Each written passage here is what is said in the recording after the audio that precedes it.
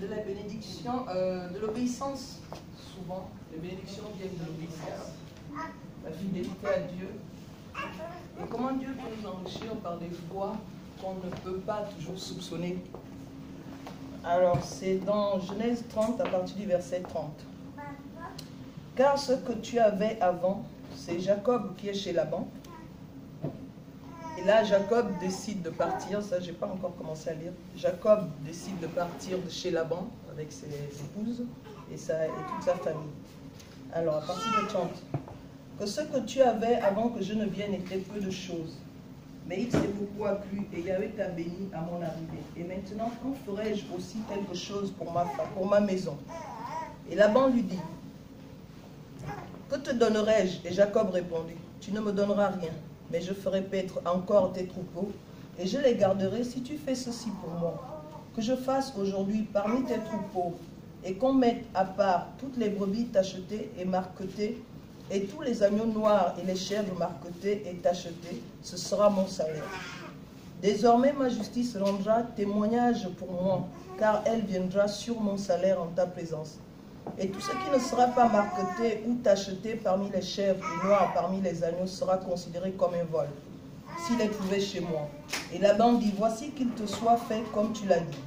Et en ce même jour-là, il sépara les boucs rayés et marquetés et toutes les chèvres tachetées et marquetées, toutes celles où il y avait du blanc, et tous les agneaux noirs, il les remit entre les mains de ses fils, et il mit l'espace de 3 journées de chemin entre lui et Jacob.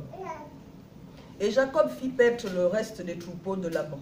Mais Jacob prit des branches vertes de peuplier, d'amandier et de platane. Il y pela des bandes blanches, mettant à nu le blanc qui était sur des branches, et il mit les branches qu'il y avait pelées dans les auges, dans les abreuvoirs, sous les yeux des brebis qui venaient boire. Et elles entraient en chaleur quand elles venaient boire. Les brebis donc entraient en chaleur près des branches, et elles faisaient des brebis rayées, tachetées et marquetées. Et Jacob séparait les agneaux, et il mettait ensemble ce qui était rayé et tout ce qui était noir dans les troupeaux de Laban. Et se fit ainsi des troupeaux, à part qu'il ne réunit point aux troupeaux de Laban. Et il arrivait que toutes les fois que les brebis vigoureuses entraient en chaleur, Jacob mettait des branches dans les auges, sous les yeux des brebis, afin qu'elles entrent en chaleur près des branches. Mais quand les brebis étaient chétives, il ne les mettait point, de sorte que les chétives appartenaient à Laban et les vigoureuses à Jacob. Ainsi cet homme s'accrut fort, et il eut de grands troupeaux, des servantes et des serviteurs, des chevaux, des chameaux et des ânes. Je trouve ça extraordinaire parce que là, tout ce que Jacob a fait, c'est d'obéir à Dieu. Qu'est-ce qu'il a fait? Mettre des branches de peuplier là où les troupeaux viennent boire. Ils rentrent en chaleur et ils font des animaux qui vont compter dans son salaire à lui. Et je trouve ça extraordinaire parce que Dieu utilise des moyens qui... Ça veut dire humainement, qui aurait pensé à ça? Personne. On aurait dit, mais où est le rapport entre le fait que bon, tu mets 2 branches croisées à côté de là où les animaux viennent boire de l'eau et puis bon, ils donnent des animaux, voilà, comme ça ou de telle manière. Scientifiquement, ça ne s'explique pas. Et je trouve que, j'ai envie de dire, Dieu est puissant et merveilleux.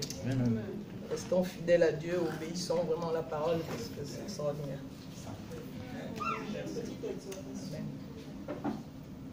Comme tu as des exhortations de 2 minutes, donc moi ce sera peut-être 1 minute.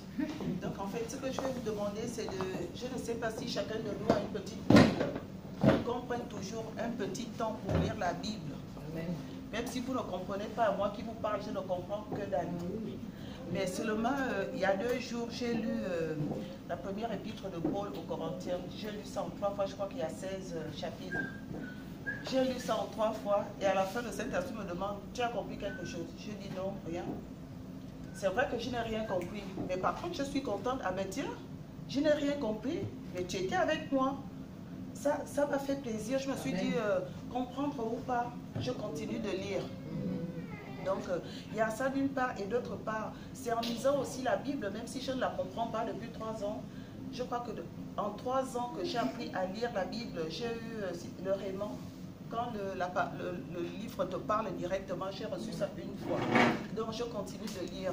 Et c'est dans cette lecture-là aussi qu'on essaie de cultiver l'intimité avec le Saint-Esprit. Par contre, ça, je remercie le Seigneur, c'est un peu courant maintenant. Donc, je voulais tout simplement vous exhorter, parce qu'il y a certains qui se disent, je lis, je ne comprends rien, donc ça ne vaut pas la peine de continuer de lire, tu la poses de côté. Continuez de lire jusqu'au jour où il se révélera, jusqu'au jour où le Saint-Esprit vous parlera. Donc, voilà, je bénis tout simplement le Seigneur. Il y a ça d'une part, et d'autre part, c'est les annonces. Comme ça, je parle une bonne fois, je ne reparle plus.